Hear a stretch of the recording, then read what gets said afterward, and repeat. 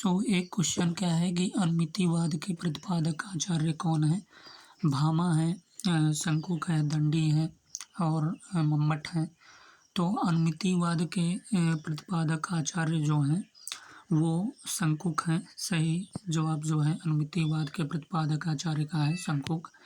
रस सूत्र के चारों व्याख्याता एवं इनके सिद्धांत एवं दर्शन। रस सूत्र के चारों व्याख्याता एवं उनके सिद्धांत एवं दर्शन है।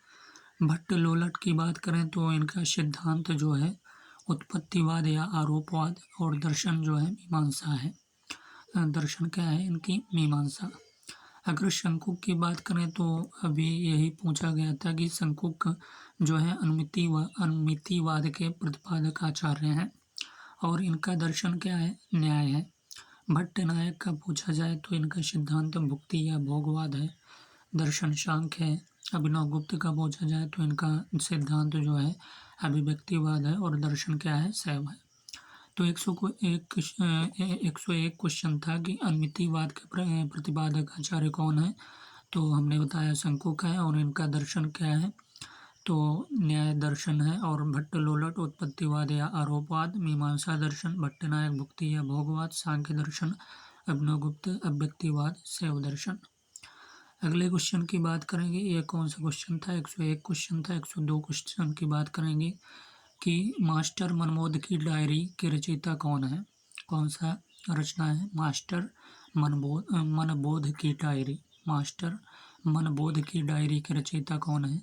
तो फर्स्ट है डॉक्टर धीरेन्द्र वर्मा, डॉक्टर विवेक राय, डॉक्टर रामस्वरूप चतुर्वेदी, डॉक्टर रमासेन गुप्ता।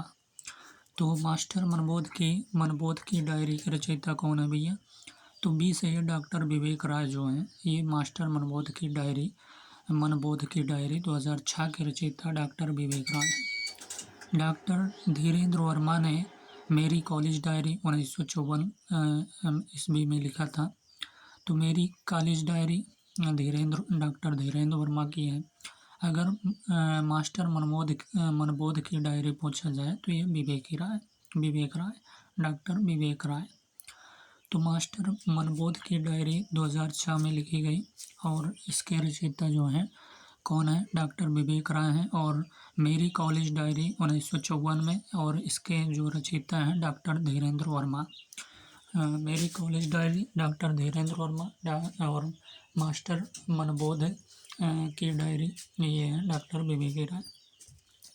अगला तो 2006 में और ये मेरी कॉलेज डायरी 1954 में। 103 क्वेश्चन है कि गर्भ करहु रघुनंदन जनि मन माह।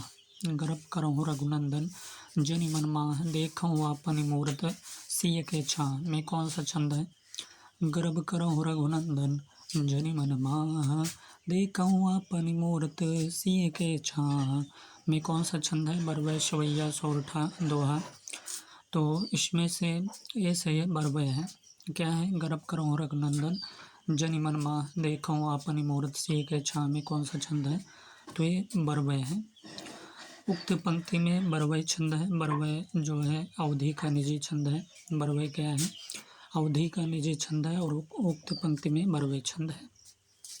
यह अर्ध सममात्रिक छंद है और इसके विषम चरणों प्रथम व तृतीय में 12-12 मात्राएं और सम चरणों दूसरे और चौथे में 7-7 मात्राएं होती हैं और इसके सम चरणों के अंत में प्रायः जगण या तगण पड़ता है। तो गर्भ करहु रघुनंदन जनि मन माह, देखहु आपनि मूरत सिय के छाह में कौन सा छंद है, तो बरवै हमने बताया।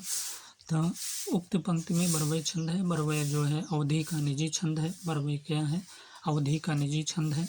यह क्या है, अर्ध सममात्रिक छंद है और इसके विषम चरणों प्रथम व तृतीय में 12-12 मात्राएं और सम चरणों दूसरे और चौथे में 7-7 मात्राएं होती हैं और इसके सम चरणों के अंत में प्रायः जगण या तगण पड़ता है। अगला क्वेश्चन है कि 104 क्वेश्चन है कि वाक्य में प्रयोग के अनुसार शब्द के कितने भेद होते हैं। 2, 6, 8, 4। तो वाक्य में प्रयोग के अनुसार शब्द के कितने भेद होते हैं भैया, 8 भेद होते हैं। वाक्य में प्रयोग के अनुसार शब्द के कितने भेद होते हैं, 8 भेद होते हैं। इन्हें विकारी एवं अविकारी अव्यय की श्रेणी में बांटा जाता है जो इस प्रकार है।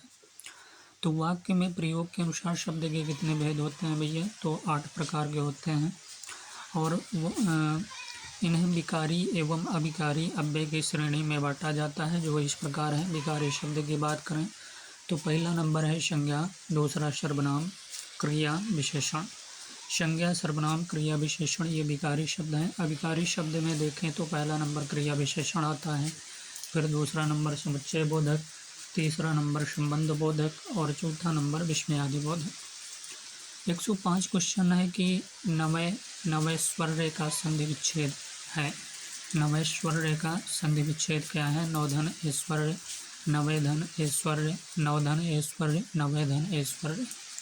तो नवैश्वर्य का संधि विच्छेद क्या है? तो ये सही है, नवधन ऐश्वर्य। नवधन ऐश्वर्य जो है इसे नवैश्वर्य का संधि विच्छेद है। नवधन ऐश्वर्य होगा, यह वृद्धि स्वर संधि का उदाहरण है। और इसके अन्य उदाहरण एक धन एक बराबर क्या होगा? एक धन एक बराबर एक एक होगा। सदा धन एव बराबर सदैव। परम धन ओजस्वी बराबर परमोजस्वी। 106 क्वेश्चन है। 106 कि जीवन यात्रा का कोलाज के लेखक कौन है? जीवन यात्रा का कोलाज के लेखक कौन है भैया? जानकी वल्लभ शास्त्री, डॉक्टर जगदीश जोशी या डॉक्टर विवेक राय या डॉक्टर श्याम सुंदर घोष। तो जीवन यात्रा का कोलाज के लेखक का नाम बताना है कि जीवन यात्रा का कोलाज के लेखक कौन है। तो जीवन यात्रा के कोलाज के लेखक डॉक्टर जगदीश जोशी हैं। कौन है? डॉक्टर जगदीश जोशी। जानकी वल्लभ शास्त्री ने निराला के पत्र नाम से रचना की। तो अगर जानकी वल्लभ शास्त्री की बात करें तो इनकी रचना जो है निराला के पत्र नाम से रचना की है इन्होंने। और जीवन यात्रा का कोलाज डॉक्टर जगदीश जोशी की रचना है। डॉक्टर जगदीश जोशी की रचना जीवन यात्रा का कोलाज है। और निराला के पत्र की बात करें तो यह रचना जानकी वल्लभ शास्त्री की है।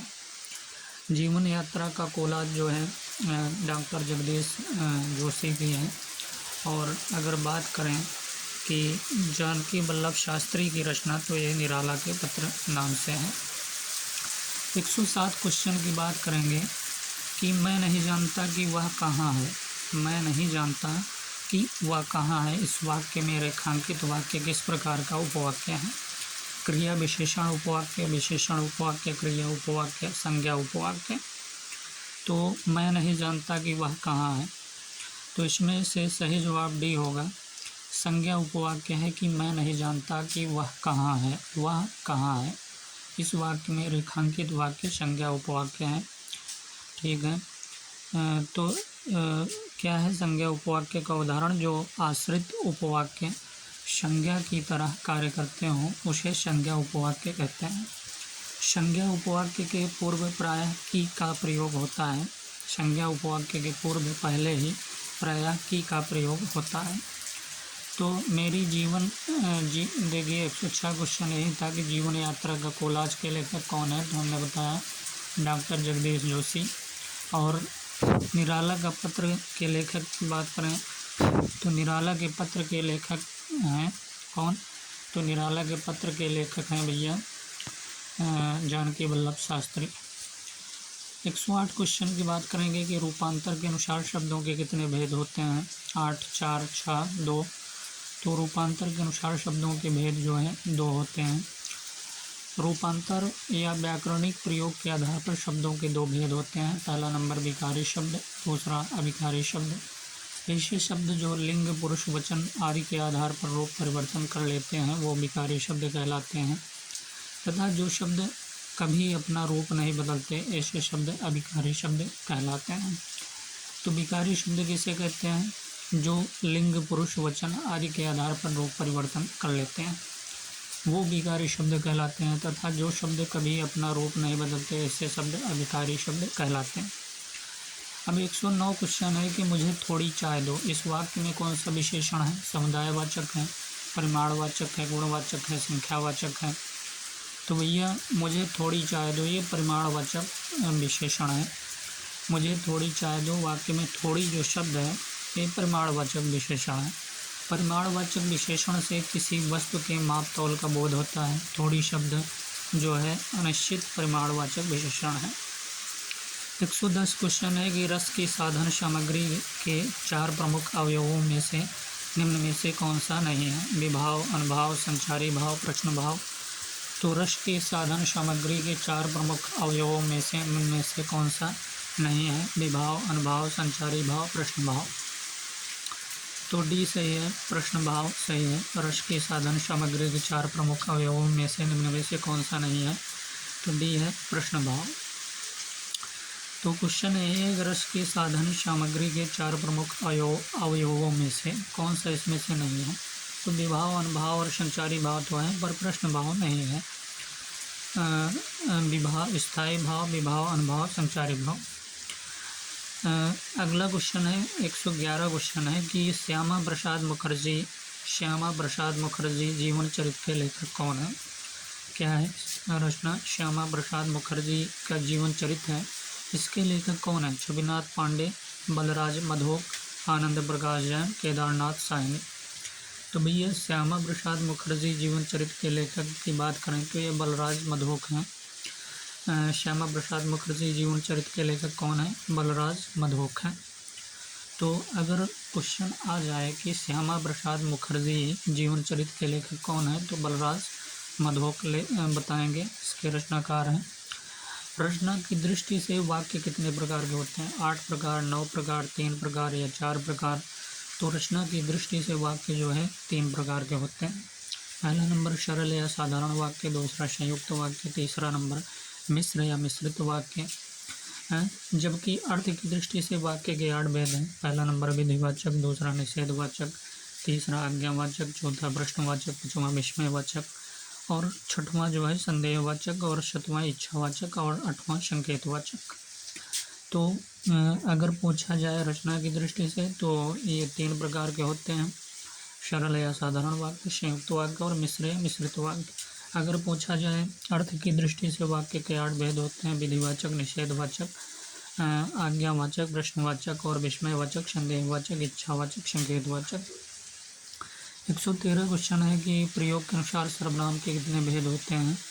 8, 2, 6, 4।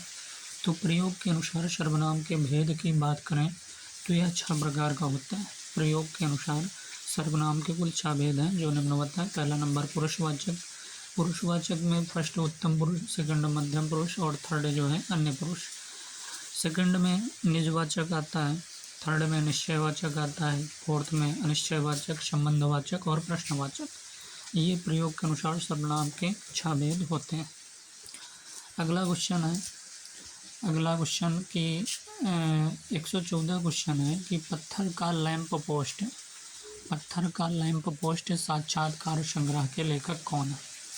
भैया पत्थर का लैंप पोस्ट ये साक्षात्कार संग्रह के लेखक कौन है? कैलाश कल्पित हैं, शरद देवड़ा है, प्रेम कुमार, रणबीर रांगरा। तो भैया पत्थर का लैंप पोस्ट जो है ये साक्षात्कार संग्रह के लेखक शरद देवड़ा है। कौन है? शरद देवड़ा। पत्थर का लैंप पोस्ट साक्षात्कार संग्रह के लेखक शरद देवड़ा है। शेष का विवरण इस प्रकार है। साहित्यकारों के संघ 1887 में ये रचनाकार कौन है? कैलाश कल्पित।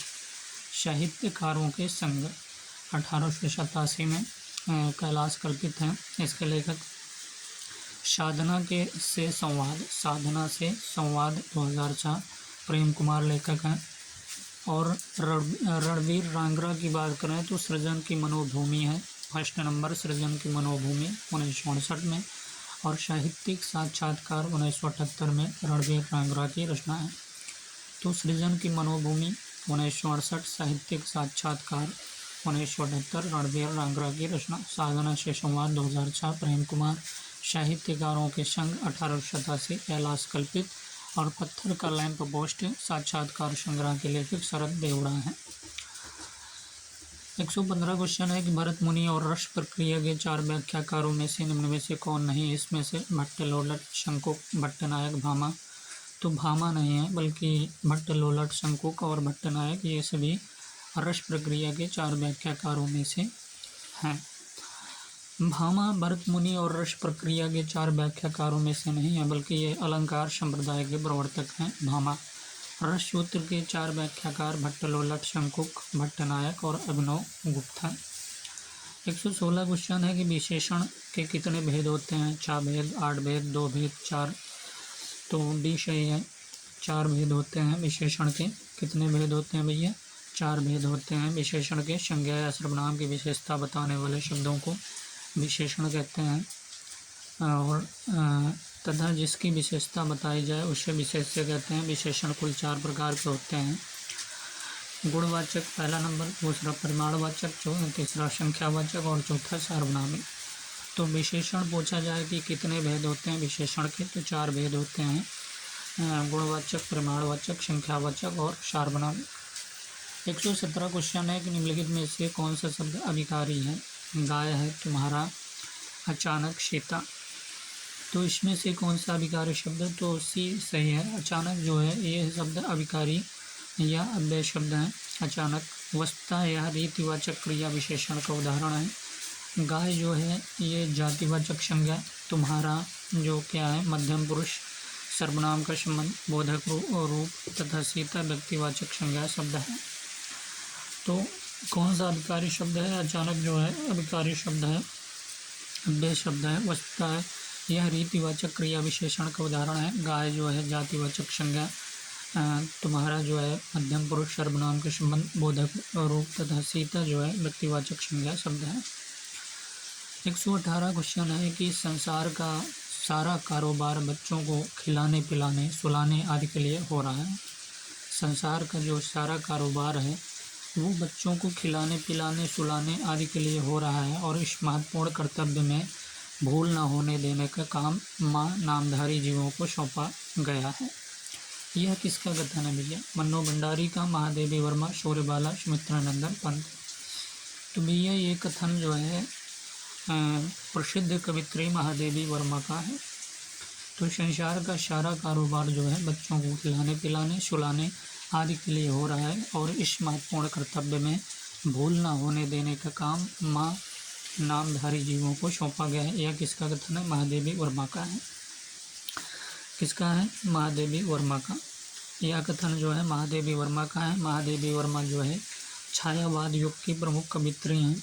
महादेवी वर्मा क्या है? छायावाद युग की प्रमुख कवित्री हैं, और इनके प्रमुख रचनाएं जो हैं निहार है, रश्मि है, नीरजा, सप्तपर्णा, दीपशिखा। निहार, रश्मि, नीरजा, सप्तपर्णा, दीपशिखा, ये सभी रचनाएं हैं। 119 क्वेश्चन की बात करेंगे कि व्याकरण पढ़ने से मनुष्य अच्छा लेखक या वक्ता नहीं हो सकता। विचारों की सरलता अथवा असत्यता से भी व्याकरण का कोई संबंध नहीं। भाषा में व्याकरण की भूल न होने पर भी विचारों की भूल हो सकती है, रोचकता का अभाव रह सकता है। यह कथन किसका है? डॉक्टर नंदुलारे वाजपेयी, डॉक्टर हजारी प्रसाद द्विवेदी, पंडित कामता प्रसाद गुरु, पंडित किशोरीदास वाजपेयी। तो यह कथन जो है पंडित कामता प्रसाद गुरु का है कि व्याकरण पढ़ने से मनुष्य अच्छा लेखक या वक्ता नहीं हो सकता। विचारों की सरलता अथवा असत्यता से भी व्याकरण का कोई संबंध नहीं। भाषा में व्याकरण की भूल न होने पर भी विचारों की भूल हो सकती है, रोचकता का अभाव रह सकता है। यह कथन जो है पंडित कामता प्रसाद गुरु का है।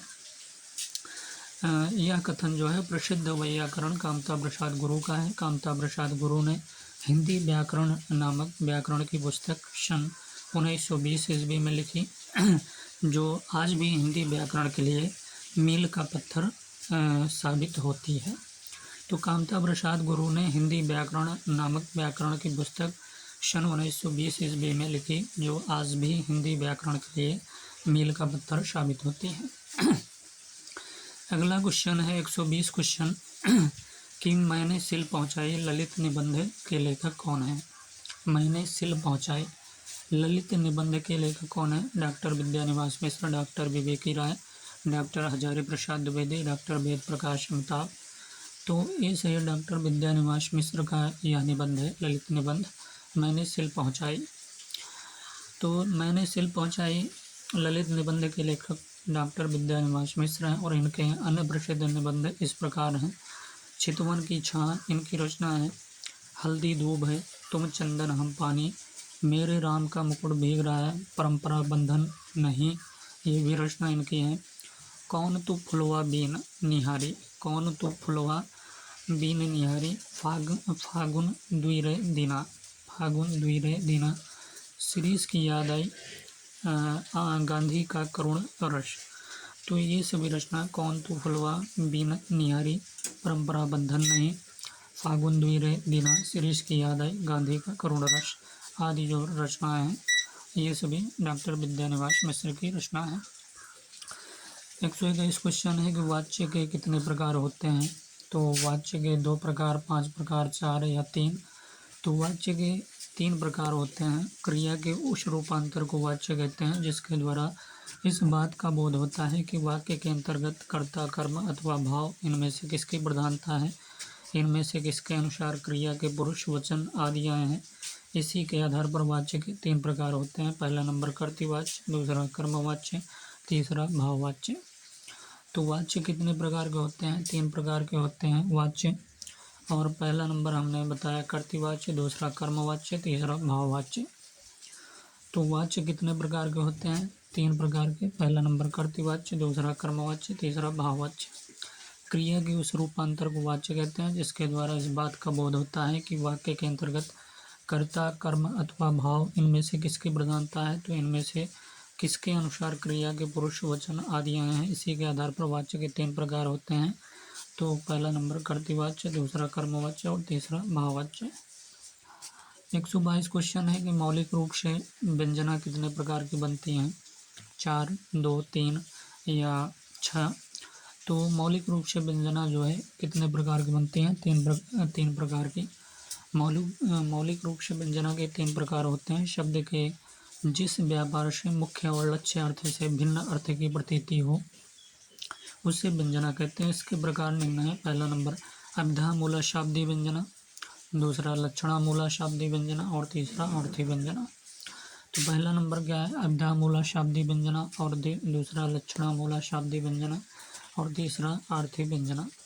तो 122 क्वेश्चन था। 123 क्वेश्चन की बात करेंगे कि हम हारी कै कै कै यहा हाहा, हम हारी कै कै हाहा, पाइन पार्यो प्योरू, हम हारी कै कै हाहा, हम हारी कै कै हाहा, पाइन पार्यो प्योरू, ले उका जाऊँ किए ते तरे र्यो त्योरू। तो हम हारी कै कै हाहा, पाइन पार्यो प्योरू, ले उका जाऊँ किए ते तरे र्यो त्योरू। बिहारी इस दोहे में कौन सा रस है? बिहारी के इस दोहे में कौन सा रस है? संयोग श्रृंगार, वीर रस, विप्रलम्ब श्रृंगार या हास्य रस। तो इसमें से सी सही है, विप्रलम्ब श्रृंगार है कि हम हारी कै कै हाहा, पाइन पार्यो प्योरू, लेऊ का जहूँ किए ते तरे र्यो त्योरू। बिहारी द्वारा रचित उक्त दोहे में विप्रलम्ब वियोग श्रृंगार की निष्पत्ति हुई है। श्रृंगार रस का स्थायी भाव रति है। इसके 2 भेद हैं, संयोग श्रृंगार और वियोग श्रृंगार। वीर रस का स्थायी भाव उत्साह है और हास्य रस का स्थायी भाव हास होता है।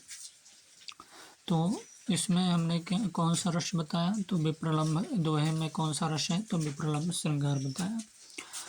ढोलकी शब्द में कौन सा प्रत्यय है? की है या बड़ी ई या लकी। तो ढोलकी में बी सही जवाब है। बड़ी ई जो है ढोलकी शब्द में ढोलक मूल शब्द है एवं बड़ी ई प्रत्यय है। बड़ी ई प्रत्ययांत अन्य शब्द जो है मालवी, चौथी, चाची, मटकी ये सभी हैं। 125 है कि दिवस का अवसान समीप था। दिवस का अवसान समीप था, गगन था कुछ लोहित हो चला, तरुशिखा पर थी अब राजती, कमलनी कुल वल्लभ की प्रभा। इसमें कौन सा अलंकार है?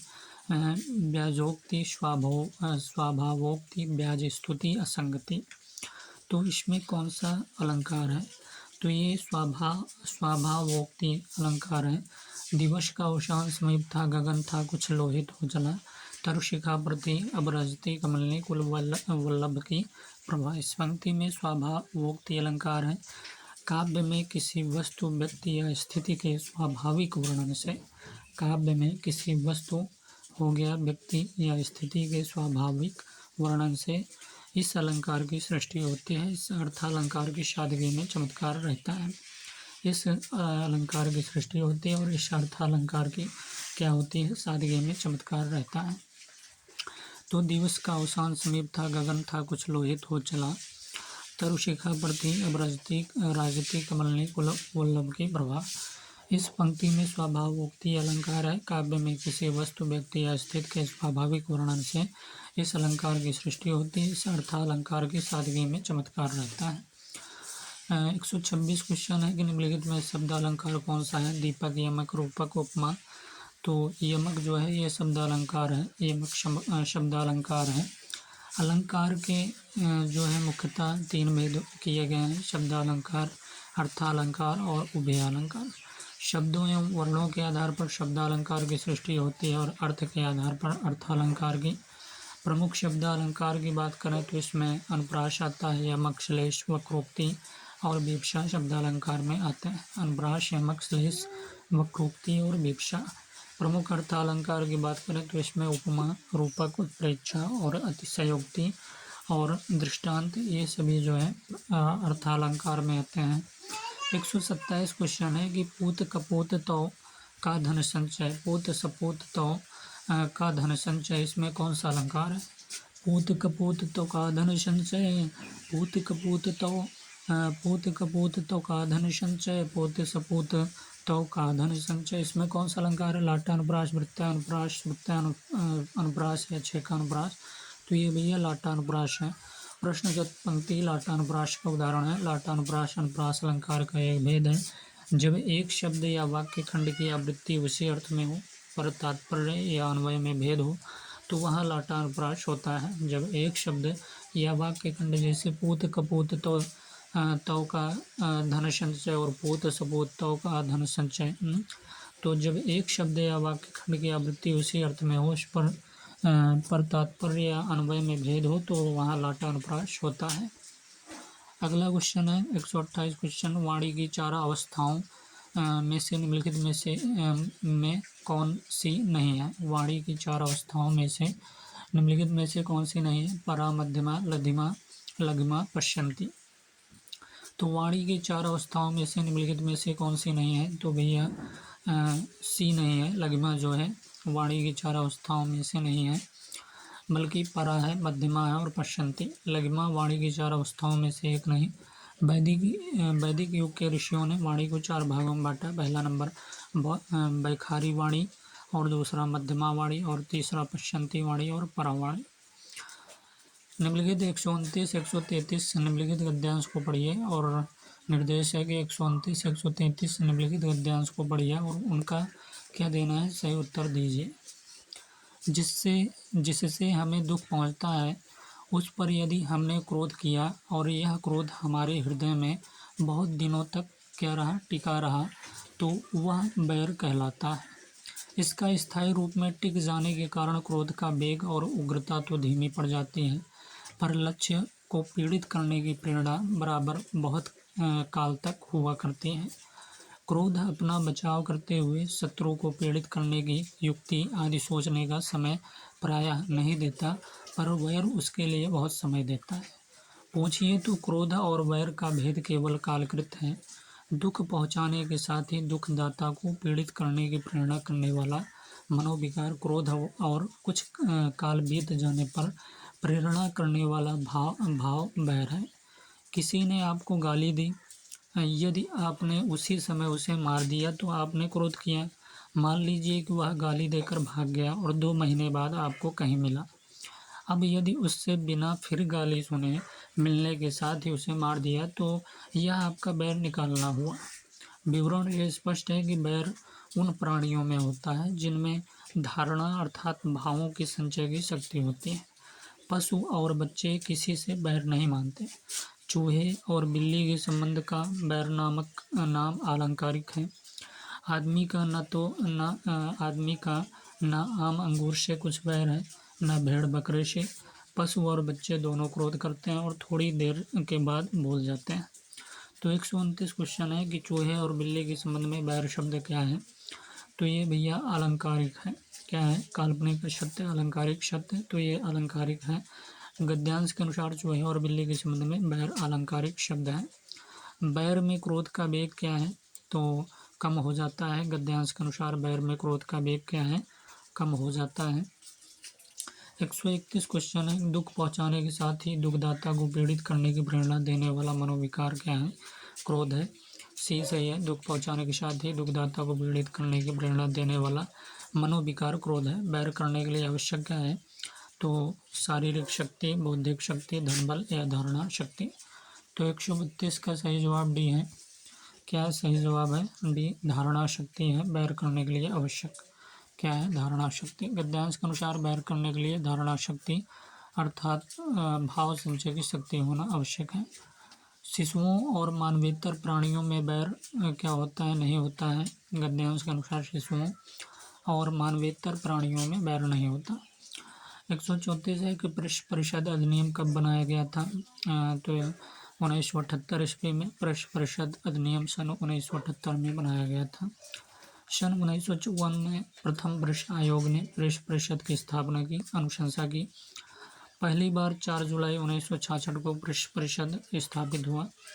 1 जनवरी 1976 को आंतरिक आपातकाल के समय यह भंग किया गया। सन 1978 में नया परिषद अधिनियम लागू हुआ। सन 1969 ईस्वी में इसे नए सिरे से स्थापित किया गया। 135 क्वेश्चन है। 135 क्वेश्चन क्या है कि अनेक व्यक्तियों की अभिरुचि जिस बात में हो वह समाचार है। समाचार की यह परिभाषा किसकी है, Harper Leech, William G Flair, Gerald W Johnson, JK Sidler. तो अनेक व्यक्तियों की अभिरुचि जिस बात में हो वह समाचार है। समाचार की यह परिभाषा किसकी है, तो बी से विलियम जी फ्लेयर। तो यह जो है विलियम जी ब्लेयर ने दिया है। तो छह ककार सिद्धांत क्या, कहाँ, कब, कैसे, क्यों, किसने का प्रतिपादन किसने किया। छह ककार सिद्धांत क्या, कहाँ, कब, कैसे, क्यों, किसने का प्रतिपादन किसने किया, तो ये एडविन एल शूमैन। छह ककार सिद्धांत क्या, कहाँ, कब, कैसे, क्यों, किसने का प्रतिपादन एडविन एल शूमैन ने किया। इसे 5W या 1H सिद्धांत भी कहते हैं। समाचार लिखते समय मुख्य रूप से इन्हीं 6 प्रश्नों को उत्तर देने का प्रयत्न किया जाता है। प्रथम 4 प्रश्नों का उत्तर जो है अंतरो मुखड़ा में तथा शेष 2 प्रश्नों का उत्तर पूर्व बाडी वाले भाग में दिया जाता है। कह रहा है कि बहुजन अधिकार पाक्षिक का सर्वप्रथम प्रकाशन कहाँ से हुआ, तो ये जो है मेरठ में हुआ था। बहुजन अधिकार पाक्षिक समाचार पत्र का सर्वप्रथम प्रकाशन जो है मेरठ उत्तर प्रदेश से मोहनदास नैमिषारण्य ने अक्टूबर 1981 ईस्वी में आरंभ किया। कह रहा है कि 138 पृष्ठ परिषद जांच प्रक्रिया विनिमय कब बनाया गया, तो 20 है 1969 ईस्वी में 1969 में। तो 139 क्वेश्चन है कि हिंदी क्षेत्र से निकलने वाले प्रथम समाचार पत्र बनारस अखबार के संपादक कौन है, तो हिंदी क्षेत्र से निकलने वाले प्रथम समाचार पत्र बनारस अखबार का संपादक कौन है, गोविंद थत्ते, गोविंद रानाडे या भारतेंदु हरिश्चंद्र, बालाकृष्ण माह। तो गोविंद थत्ते हिंदी क्षेत्र से निकलने वाले प्रथम समाचार पत्र बनारस अखबार के संपादक गोविंद थत्ते थे। ध्यातव्य है कि इस साप्ताहिक पत्र का प्रकाशन जो है राजा शिव प्रसाद सिंह के संपादकत्व में सन 1845 ईस्वी में बनारस से प्रारंभ हुआ। तो हिंदी क्षेत्र से निकलने वाले प्रथम समाचार पत्र बनारस अखबार के संपादक कौन थे, तो गोविंद थत्ते थे। और ध्यातव्य है कि इस साप्ताहिक पत्र का प्रकाशन जो है राजा शिव प्रसाद सिंह के संपादकत्व में सन 1845 ईस्वी में बनारस से प्रारंभ हुआ। फिर कह रहा है कि अखबार उद्योग में संपादक नाम की संस्था जो है गतिरोध पैदा कर रही है, इसलिए पूरे समाचार पत्र उद्योग में सामंजस्य लाने और उसे प्रतियोगिता में उतारने के लिए प्रबंधन और संपादन में एकीकरण लाना बहुत जरूरी है। यह कथन किसका है, सुभाष चंद्र, समीर जैन या रवीश कुमार या शीतल राजपूत। तो समीर जैन अखबार उद्योग में संपादक नाम की संस्था गतिरोध पैदा कर रही है, इसलिए पूरे समाचार पत्र उद्योग में सामंजस्य लाने और उसे प्रतियोगिता में उतरने के लिए प्रबंधन और संपादन में एकीकरण लाना बहुत जरूरी है। यह कथन जो है समीर जैन का है। कह रहा है कि मैं जानता हूँ कि तुम्हारे द्वारा बोला गया प्रत्येक शब्द गलत है, फिर भी तुम्हारे बोलने के अधिकार की रक्षा के लिए मैं अपने प्राण त्याग दूंगा। यह कथन किसका है? प्लेटो, वाल्तेयर, सुकरात, गैलीलियो। तो ये वाल्तेयर का है। क्या किसका है? तो यह कथन जो है वाल्तेयर का है।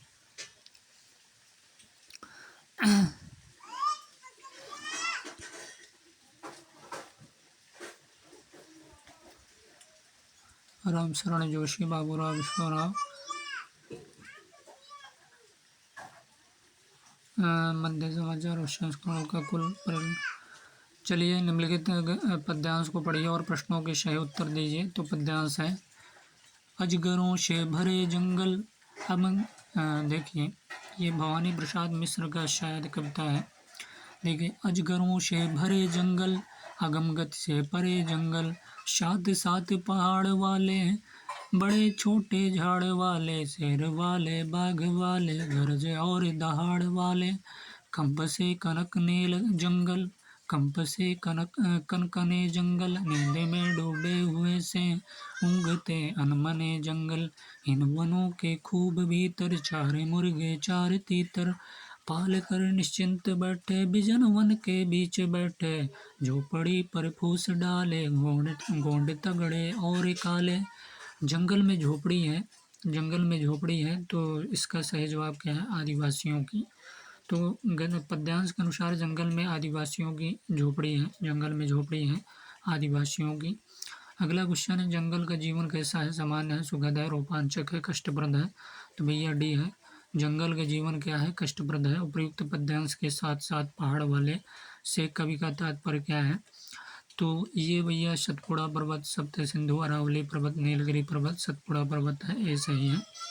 साथ साथ पहाड़ वाले से कवि का तात्पर्य सतपुड़ा पर्वत है। उपयुक्त पद्यांश का उचित शीर्षक है, तो उचित शीर्षक जो है सतपुड़ा के जंगल है।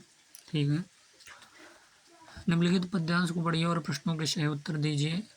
घी से चले मर चुके तलों को मैं निकालता, घी से चले मर चुके तलों को मैं निकालता, जीने वाले जानदार मैं तले डालता, जीने वाले जानदार मैं तले डालता, शीकर पालिश से चमका कर मैं उबारता, शीकर पालिश से चमका कर मैं उबारता, जूतों से बाबू लोगों की धज संवारता, जूतों से बाबू लोगों की धज संवारता, मैं पथ की पटरी पर बैठा, मैं पथ की पटरी पर बैठा कला बेचता, जूतों के चलने में सबका भला देखता, मैं तो उस ऊंची आत्मा को नहीं जानता, मैं तो उस ऊंची आत्मा को नहीं जानता, मानो जिसकी ऊंचाई के गुण बखानता, मानो जिसकी ऊंचाई के गुण बखानता, जीने वाले घिसे चले मर चुके तलों को मैं निकालता।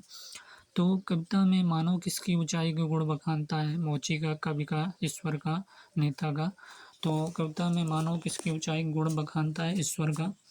कविता में मानव ईश्वर की ऊंचाई को गुण बखानता। उपयुक्त पद्य का उचित शीर्षक मोची है, शीर्षक नेता, कवि।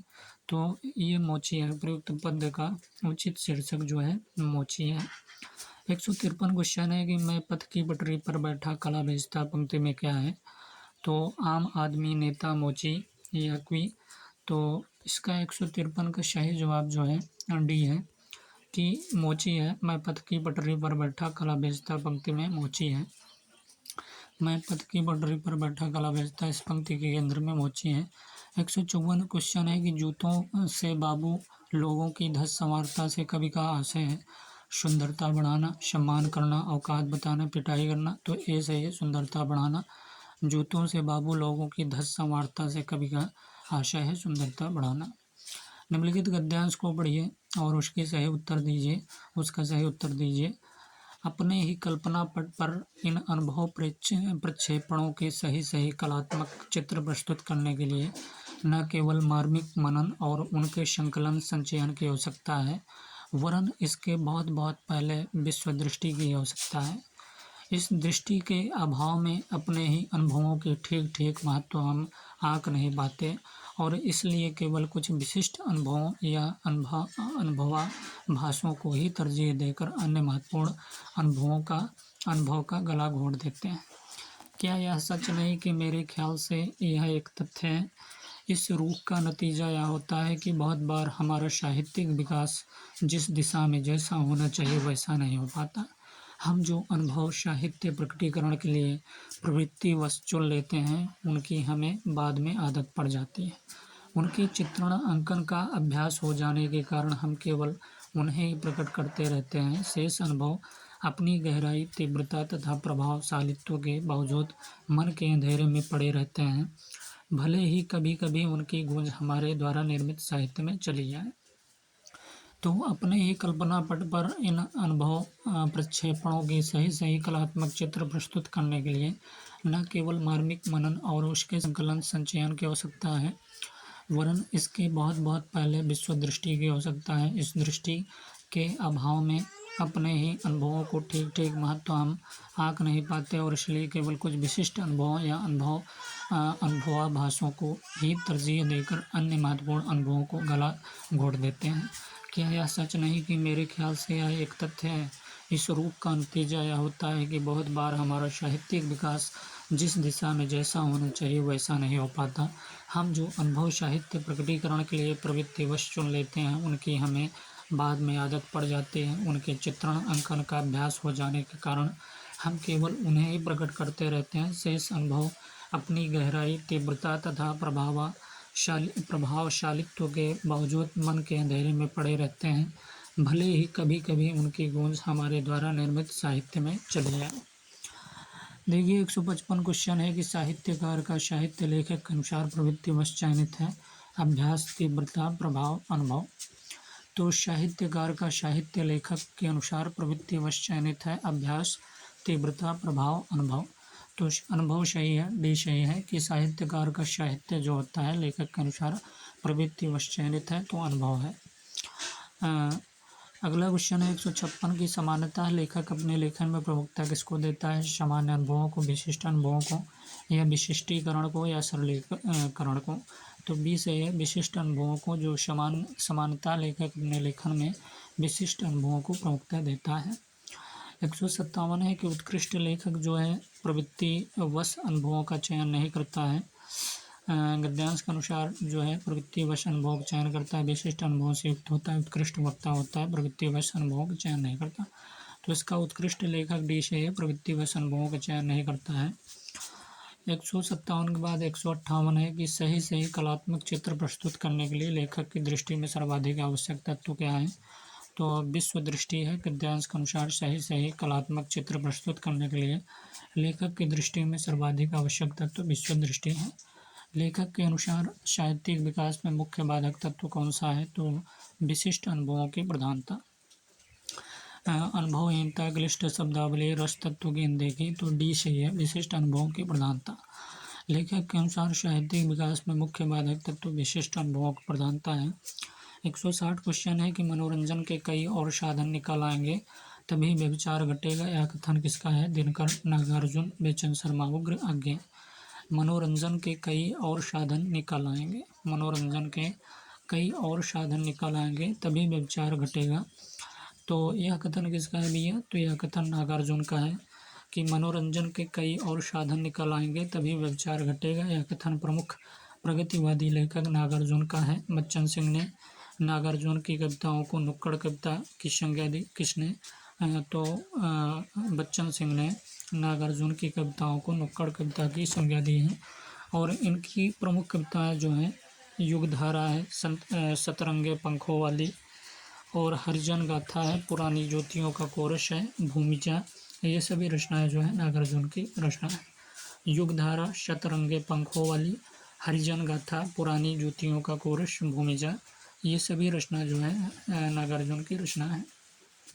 तो मनोरंजन के कई और साधन निकल आएंगे तभी व्यभिचार घटेगा। यह कथन जो है नागार्जुन के हैं और यह प्रगतिवादी लेखक नागार्जुन का है। बच्चन सिंह ने नागार्जुन की कविताओं को नुक्कड़ कविता की संज्ञा दी। 161 क्वेश्चन है कि व्युत्पत्ति की दृष्टि से शब्दों को कितने वर्गों में बांटा जाता है? 2, 8, 6, 4। तो व्युत्पत्ति की दृष्टि से अगर देखें हैं तो शब्दों को 4 भागों में बांटा जाता है। पहला नंबर तत्सम, तद्भव, देशज एवं विदेशी। ये सभी व्युत्पत्ति की दृष्टि से शब्दों के 4 भेद हैं। वायु शाखा का पर्यायवाची कौन सा है? सुगंध है, अग्नि है, पुष्प है, अरविंद है। तो वायु शाखा जो है ये पर्यायवाची जो है अग्नि का है। वायु शाखा अग्नि का पर्यायवाची शब्द है। अग्नि के अन्य पर्यायवाची आग है, वही है, पावक है, अनल है, दहन, धूमकेतु, वृषाणु। ये सभी पर्यायवाची जो है अग्नि के हैं और वायु शाखा भी अग्नि का पर्यायवाची है। अग्नि का पर्यायवाची वायु शाखा और आग, वही, पावक, अनल, दहन, धूमकेतु, वृषाणु। ये सभी रचना जो है अग्नि के पर्यायवाची हैं। ये सभी पर्यायवाची अग्नि के हैं। आग, वही, पावक, अनल, दहन, धूमकेतु, वृषाणु और कौन सा है? वायु शाखा।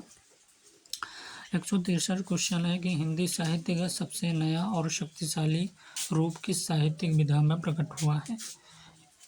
प्रश्न है कि हिंदी साहित्य का सबसे नया और शक्तिशाली रूप किस साहित्यिक विधा में प्रकट हुआ है? उपन्यास, निबंध, कहानी, नाटक।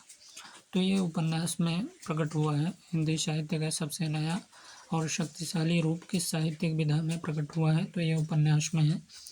उपन्यास विधा में प्रकट हुआ। हिंदी साहित्य का सबसे नया और शक्तिशाली रूप साहित्य का उपन्यास विधा में प्रकट हुआ है। तो हिंदी साहित्य का सबसे नया और शक्तिशाली रूप किस साहित्यिक विधा में प्रकट हुआ? तो हिंदी साहित्य का सबसे नया और शक्तिशाली रूप जो है ये उपन्यास विधा में प्रकट हुआ है। 164 क्वेश्चन है कि प्रतीप अलंकार के कितने भेद होते हैं? 4 भेद, 5 भेद, 8 भेद या 6 भेद। तो प्रतीप अलंकार के कितने भेद होते हैं? प्रतीप अलंकार के कितने भेद होते हैं? 4, 5, 8 या 6। तो प्रतीप अलंकार इसका सही जवाब भी है। प्रतीप अलंकार के जो है 5 भेद होते हैं। प्रतीप अलंकार कितने भेद होते हैं? तो 5 भेद होते हैं। प्रतीप शब्द का अर्थ क्या है? तो प्रतीप शब्द का अर्थ है विलोम या उल्टा। प्रतीप शब्द का अर्थ क्या है? विलोम या उल्टा। वस्तुतः यह उपमा का ही एक विशेष भेद है। इसके प्रथम, द्वितीय, क्रमशः पंचम तथा इसके 5 भेद बताए गए हैं। इसके प्रथम, द्वितीय, क्रमशः पंचम तथा इसके 5 भेद बताए गए हैं। भेदों के लक्षण द्रष्टव्य हैं। पहला नंबर, जहाँ प्रसिद्ध उपमेय को उपमान बना दिया जाए। दूसरा नंबर, जहाँ उपमान को उपमेय बनाकर प्रसिद्ध उपमेय का निरादर हो। तीसरा नंबर, प्रसिद्ध उपमेय को उपमान बनाकर उपमान का निरादर हो। चौथा है, उपमान को उपमेय की उपमा के अयोग्य बनाया जाए। और 5वां नंबर, जहाँ उपमान को व्यर्थ बताया जाए। तो प्रतीप अलंकार के कितने भेद हैं भैया? 5 भेद होते हैं। और प्रतीप शब्द का अर्थ है विलोम या उल्टा। वस्तुतः या उपमा का ही एक विशेष भेद है। इसके प्रथम, द्वितीय, क्रमशः पंचम तक इसके 5 भेद बताए गए। भेदों के लक्षण द्रष्टव्य। 165 क्वेश्चन है, प्रतीप अलंकार कितने भेद हैं? 5 भेद हमने बताए, ठीक है। और इसका अर्थ क्या होता है? प्रतीप शब्द का अर्थ क्या है? विलोम या उल्टा होता है। और वस्तुतः या उपमा का ही एक विशेष भेद है और इसके प्रथम, द्वितीय, क्रमशः पंचम तथा इसके 5 भेद बताए गए। भेदों के लक्षण द्रष्टव्य हमने बताया। 165 क्वेश्चन है कि दूर दूर तक विस्तृत था नभ, स्तब्ध उसी का हृदय समान। दूर दूर तक विस्तृत था नभ, स्तब्ध उसी का हृदय समान। प्रसाद जी की इस पंक्ति में कौन सा अलंकार है? विभावना, प्रतीप, विषम या श्लेष। तो यह प्रतीप अलंकार है कि दूर दूर तक विस्तृत था नभ, स्तब्ध उसी का हृदय समान। जयशंकर प्रसाद की उक्त पंक्ति में प्रतीप अलंकार, यहाँ उपमेय हृदय को उपमान बना दिया गया। यहाँ उपमेय हृदय को क्या बना दिया गया? उपमान बना दिया गया है। तो दूर दूर तक विस्तृत था नभ, स्तब्ध उसी का हृदय समान। प्रसाद जी की इस पंक्ति में कौन सा अलंकार है? तो प्रतीप अलंकार है। और जयशंकर प्रसाद की उक्त पंक्ति में प्रतीप, यहाँ उपमेय हृदय को उपमान बना दिया गया है। देशज वे शब्द हैं जो पाली से हिंदी में आए, जिनकी व्युत्पत्ति का पता नहीं चलता, जो संस्कृत से हिंदी में आए, जो अपभ्रंश से हिंदी में आए।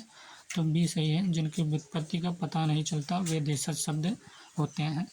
देशज वे शब्द हैं जिनकी व्युत्पत्ति का पता नहीं चलता, ये अपने ही देश में बोलचाल से बने हैं, इसलिए इन्हें देशज कहते हैं। कुछ महत्वपूर्ण देशज शब्द हैं जैसे चिड़िया हो गया, ठेठ हो गया, खिड़की, खिचड़ी, जूता, पगड़ी, कलाई, लोटा, डिबिया, चमक इत्यादि।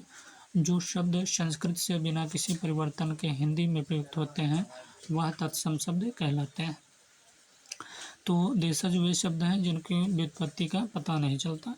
167 क्वेश्चन है कि कहानी के निम्न तत्वों में सर्वाधिक महत्वपूर्ण और आवश्यक तत्व कौन सा है? उद्देश्य, कथा वस्तु, पात्र, देश काल। तो 20 है कथा वस्तु। कहानी के तत्वों में सर्वाधिक महत्वपूर्ण और आवश्यक तत्व कथा वस्तु है। कहानी के मूलतः 6 तत्व माने गए हैं जो निम्नलिखित हैं। पहला नंबर कथा वस्तु, दूसरा नंबर चरित्र चित्रण, तीसरा नंबर संवाद और चौथा देश काल या वातावरण, पाँचवां नंबर उद्देश्य और छठवां शैली। 168 क्वेश्चन है कि सिर पर जूता पैर में टोपी। सिर पर जूता पैर में टोपी ने नई कविता को बदनाम किया तो एक संस्कार भी दिए। इस कविता के रचयिता कौन है? सिर पर जूता पैर में टोपी ने नई कविता को बदनाम किया। सिर में टोपी, सिर पर जूता, सिर पर जूता पैर में टोपी, सिर पर जूता पैर में टोपी ने नई कविता को बदनाम किया तो एक संस्कार भी दिया। इस कविता के रचयिता कवि कौन है? लक्ष्मीकांत वर्मा, रघुवीर सहाय, जगदीश गुप्त और सर्वेश्वर दयाल सक्सेना। तो भैया ये लक्ष्मीकांत वर्मा की कविता है कि सिर पर जूता पैर में टोपी ने नई कविता को बदनाम किया तो एक संस्कार भी दिया। इस कविता के रचयिता जो है कवि लक्ष्मीकांत वर्मा है। लक्ष्मीकांत वर्मा की प्रमुख रचना है खाली कुर्सी की आत्मा, खाली कुर्सी की आत्मा, सफ़ेद चेहरे और तीसरा प्रसंग मुंशी रायजादा, सीमांत के बादल, अपना अपना जूता। तो भैया खाली कुर्सी की आत्मा है इनकी रचना लक्ष्मीकांत वर्मा की। खाली कुर्सी की आत्मा, सफ़ेद चेहरे हैं, तीसरा प्रसंग है मुंशी रायजादा, सीमांत के बादल, अपना अपना जूता। ये सभी रचनाएं जो हैं किसके हैं? तो लक्ष्मीकांत वर्मा की है। खाली कुर्सी की आत्मा, सफ़ेद चेहरे, तीसरा प्रसंग। खाली कुर्सी की आत्मा, सफ़ेद चेहरे, तीसरा प्रसंग मुंशी रायजादा, सीमांत के बादल, अपना अपना जूता आदि ये सभी लक्ष्मीकांत वर्मा की रचना है। 169 क्वेश्चन है कि अनुपभुक्त का विलोम होगा। अनुपभुक्त का विलोम, उन्मूलन, उपभुक्त, उपयुक्त, अभ्यंतर। तो क्या होगा विलोम? तो 20 सही है। अनुपभुक्त का विलोम उपभुक्त होगा। क्या होगा? उपभुक्त। अनुपभुक्त का विलोम उपभुक्त होगा। ध्यातव्य है कि स्वर वर्ण से ध्यातव्य है कि स्वर वर्ण से प्रारंभ होने वाले शब्दों का विलोम यदि उपसर्ग के योग से बनता है तो प्रायः अन अथवा निर उपसर्ग का प्रयोग होता है। अनुपयुक्त तो उपभुक्त। आस्था के चरण निबंध संग्रह के लेखक कौन है? आस्था के चरण निबंध संग्रह के लेखक डॉक्टर विजयेंद्र स्नातक, डॉक्टर भगीरथ मिश्र, डॉक्टर नगेंद्र रामविलास शर्मा।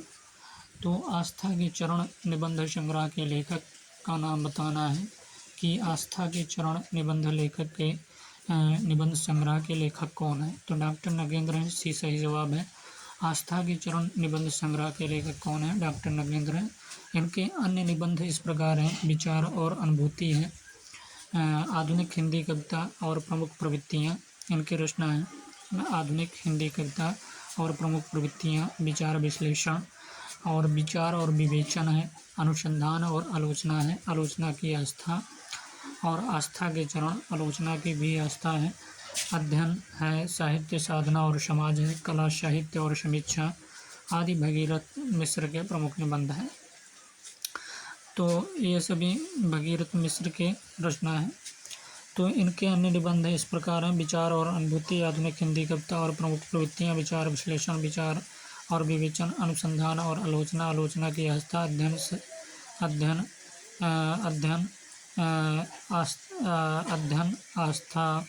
अध्ययन, साहित्य साधना और समाज, कला साहित्य और समीक्षा आदि भगीरथ मिश्र के प्रमुख निबंध हैं। कौन से? अध्ययन, साहित्य साधना और समाज, कला साहित्य और समीक्षा आदि भगीरथ मिश्र के प्रमुख निबंध हैं।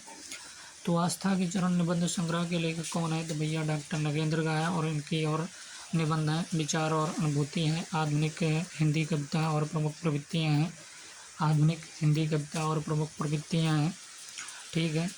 और विचार विश्लेषण है, विचार और विवेचन है, अनुसंधान और आलोचना है, आलोचना की आस्था है। फिर उसके बाद भगीरथ मिश्र की बात करें तो अध्ययन है, साहित्य साधना और समाज, कला साहित्य और समीक्षा आदि भगीरथ मिश्र के प्रमुख निबंध हैं। 171 क्वेश्चन है कि निम्नलिखित में से कौन सी आत्मकथा हरिवंश राय बच्चन लिखित नहीं है? तो अपनी खबर नहीं है, बल्कि क्या भूलों के याद करूं, 10 द्वार से सोपान तक, नीड़ का निर्माण कर। अपनी खबर आत्मकथा हरिवंश राय बच्चन द्वारा लिखित आत्मकथा नहीं है, बल्कि यह पांडे बेचन शर्मा उग्र की आत्मकथा है। अपनी खबर हरिवंश राय बच्चन की आत्मकथा 4 भागों में प्रकाशित है, जो निम्नलिखित है। क्या भूलों के याद करूं, 1969 ईस्वी, नीड़ का निर्माण कर 1970 ईस्वी, बसेरे से दूर 1978 ईस्वी, 10 द्वार से सोपान तक 1985 ईस्वी। तो ये भैया किसकी है? अपनी खबर पांडे बेचन शर्मा उग्र की रचना है, आत्मकथा है। और आस्था के चरण की बात करें, निबंध संग्रह के लेखक डॉक्टर नगेंद्र हैं। उनकी विचार और अनुभूति, आधुनिक हिंदी कविता और प्रमुख प्रवृत्तियाँ, विचार विश्लेषण, विचार और विवेचन, अनुसंधान और आलोचना, आलोचना की आस्था। डॉक्टर भगीरथ मिश्र की बात करें तो भगीरथ मिश्र की रचना जो है अध्ययन, साहित्य साधना और समाज कला, साहित्य और समीक्षा आदि है। सात्विक भाव कितने प्रकार के होते हैं? 4, 4, 10 या 8। तो सात्विक भाव कितने प्रकार के? 8 प्रकार के होते हैं। सात्विक भाव जो है 8 प्रकार के होते हैं, जो निम्नलिखित है। पहला नंबर रोमांच, स्वेद, स्वरभंग, कंप, वैवर्ण और अश्रु, स्तंभ और प्रलय, ये सभी सात्विक भाव के भेद हैं। कितने प्रकार के होते हैं? तो 8 प्रकार के होते हैं, हमने बताया। और इसमें से पहला है रोमांच, स्वेद, स्वरभंग, कंप, वैवर्ण, अश्रु, स्तंभ, प्रलय। 173 क्वेश्चन है कि सुधा चौहान द्वारा लिखित जीवनी मिला तेज से तेज किसकी है? सुधा चौहान द्वारा लिखित जीवनी मिला तेज से तेज किसकी जीवनी है? लक्ष्मी शंकर व्यास की, सुभद्रा कुमारी चौहान, शरत चंद्र चट्टोपाध्याय, अज्ञेय। तो ये सुभद्रा कुमारी चौहान की जो है जीवनी है, सुधा चौहान द्वारा लिखित जीवनी मिला तेज से तेज। तो ये सुभद्रा कुमारी चौहान की पुत्री सुधा चौहान जो है सुभद्रा कुमारी चौहान की पुत्री तथा मुंशी प्रेमचंद की पुत्रवधू हैं। इन्होंने अपनी माता की जीवनी मिला तेज से तेज शीर्षक से लिखा है। तो सुधा चौहान कौन है भैया? तो सुधा चौहान जो है सुभद्रा कुमारी चौहान की पुत्री थी। सुभद्रा कुमारी चौहान की पुत्री थी सुधा चौहान, और मुंशी प्रेमचंद्र की क्या है? पुत्रवधू हैं। इन्होंने अपनी माता की जीवनी मिला तेज से तेज शीर्षक से लिखा, सुधा चौहान ने। तो सुधा चौहान द्वारा लिखित जीवनी मिला तेज से तेज किसकी है? तो सुभद्रा कुमारी चौहान की है जीवनी, और ये सुधा चौहान ने लिखा था। और सुधा चौहान जो है सुभद्रा कुमारी चौहान की पुत्री तथा मुंशी प्रेमचंद के पुत्रवधू हैं। इन्होंने अपनी माता की जीवनी मिला तेज से तेज शीर्षक से लिखा है। धर्मवीर भारती का अंधा युग क्या है? कविता है, दृश्य काव्य है, नाटक है, काव्य नाटक। तो भैया धर्मवीर भारती का अंधा युग ये काव्य नाटक है। क्या है? काव्य नाटक है धर्मवीर भारती का अंधा युग। धर्मवीर भारती द्वारा रचित अंधा युग काव्य नाटक या गीत नाट्य विधा की रचना है। अंधा युग जो है महाभारत युद्ध के अंतिम दिन पर आधारित है, और इसमें युद्ध के बाद की विभीषिका को उद्घाटित किया गया है। धर्मवीर भारती मूलतः प्रेम के कवि हैं, और इनकी अन्य रचनाएं इस प्रकार हैं: ठंडा लोहा, कर्णप्रिया, सात गीत वर्ष, देशांतर। ये सभी रचनाएं जो है धर्मवीर भारती की हैं। तो धर्मवीर भारती का अंधा युग क्या है? तो ये काव्य नाटक है। यह गीत नाट्य विधा की रचना अंधा युग महाभारत युद्ध के अंतिम दिन पर आधारित है। इसमें युद्ध के बाद की विभीषिका को उद्घाटित किया गया है। धर्मवीर भारती मूलतः प्रेम के कवि हैं। इनकी अन्य रचनाएं इस प्रकार है: ठंडा लोहा, कर्णप्रिया, सात गीत वर्ष, देशांतर। अगला 174 हो गया। अब 175 की बात करेंगे कि डिफेंस ऑफ इंडिया एक्ट किस सन में पारित किया गया था? तो भैया 1940, 1939, 1937, 1938। तो सही जवाब बी है 1939। The Defence of India Act सन 1939 ईस्वी में पारित हुआ। 176 क्वेश्चन है कि निराला के दुर्लभ पत्रों का संकलन डॉक्टर रामविलास शर्मा ने निराला की साहित्य साधना के किस खंड में किया है? तो निराला के दुर्लभ पत्रों का संकलन जो है निराला के दुर्लभ पत्रों के संकलन डॉक्टर रामविलास शर्मा ने निराला की साहित्य साधना के किस खंड में किया है? निराला की साहित्य साधना द्वितीय खंड में, निराला की साहित्य साधना तृतीय खंड, राग विराग, निराला की साहित्य साधना प्रथम खंड। तो बी सही है, निराला की साहित्य साधना तृतीय खंड से किया है। तो निराला के दुर्लभ पत्रों का संकलन जो है डॉक्टर रामविलास शर्मा ने निराला की साहित्य साधना के किस खंड से किया है? तो निराला की साहित्य साधना तृतीय खंड से।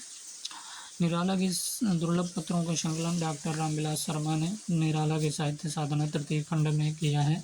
डॉक्टर रामविलास शर्मा ने निराला की जीवनी निराला की साहित्य साधना नाम से 3 भागों में लिखी है।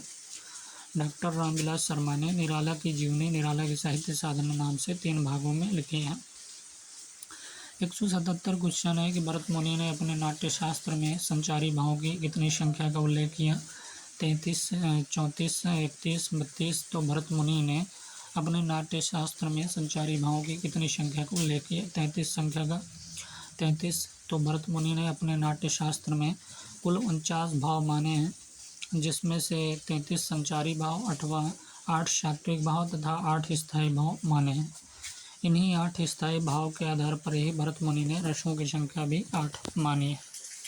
तो 177 क्वेश्चन है कि भरत मुनि ने अपने नाट्य शास्त्र में संचारी भावों की कितनी संख्या का उल्लेख किया? तो 33 संचारी भाव, 8 जो है सात्विक भाव तथा 8 जो है स्थायी भाव माने हैं। 33 संचारी भाव, 8 सात्विक भाव तथा 8 स्थायी भाव माने हैं। इन्हीं 8 स्थायी भाव के आधार पर ही भरत मुनि ने रसों की संख्या भी 8 मानी है। तो भरत मुनि ने अपने नाट्य शास्त्र में संचारी भावों की कितनी संख्या का उल्लेख किया? तो 33 संख्या का संचारी भाव, 8 जो है सात्विक भाव तथा 8 स्थायी भाव माने हैं। इन्हीं 8 स्थायी भाव के आधार पर ही भरत मुनि ने रसों की संख्या भी 8 मानी है। 178 क्वेश्चन है कि अब्ज का अर्थ होता है कमल, अब्द का अर्थ होगा। तो अब्ज का अर्थ होता है कमल, अब्द का अर्थ क्या होगा? मान लो 178 क्वेश्चन है कि अब्ज का अर्थ कमल होता है, शब्द का अब्द का अर्थ क्या होगा? शस्त्र होगा, वर्ष होगा, टलीर होगा या यक्ष होगा? तो बी सही है, वर्ष होगा। अगर अब्ज का अर्थ कमल होता है तो अब्द का अर्थ क्या होगा? वर्ष होगा। अब्ज का अर्थ होता है कमल, जबकि अब्द शब्द का अर्थ क्या होगा? वर्ष होगा। शताब्दी शब्द इसी शब्द अब्द के योग से ही बना है। शताब्दी शब्द इसी अब्द के योग से ही बना है। तो अब्ज का अर्थ होता है कमल, अब्द का अर्थ क्या होगा? तो वर्ष होगा। तो शताब्दी शब्द इसी अब्द के योग से ही बना है। अनुभावों को कितने वर्गों में विभाजित किया गया है? 2 भागों में, 4, 6, 4, 8। तो अनुभावों को कितने वर्गों में विभाजित किया गया है? तो इसका सही जवाब 4 भाग है। अनुभावों को 4 वर्गों में विभाजित किया गया है। अनुभावों को कितने वर्गों में विभाजित किया गया है भैया? तो 4 भागों में। अनुभावों को 4 वर्गों में विभाजित किया गया है। ये निम्न है। पहला नंबर कायिक अनुभाव, दूसरा नंबर वाचिक अनुभाव और तीसरा आहार्य अनुभाव और चौथा सात्विक अनुभाव। तो अनुभावों को कितने वर्गों में विभाजित किया गया है? तो इसको जो है 3 भागों में, 4 वर्गों में विभाजित किया गया अनुभावों को। पहला कायिक अनुभाव, वाचिक अनुभाव, आहार्य अनुभाव और चौथा है सात्विक अनुभाव। 180 क्वेश्चन है कि निरूपण में उपसर्ग क्या है? नी है, नी है, नृ है या निश है? तो बी से नी है। निरूपण में उपसर्ग नी है। निरूपण में नी उपसर्ग और रूप जो है मूल शब्द तथा न प्रत्यय प्रयुक्त है। तो निरूपण में उपसर्ग क्या है? नी है। नी उपसर्ग और रूप मूल शब्द तथा न प्रत्यय प्रयुक्त है। अगला क्वेश्चन है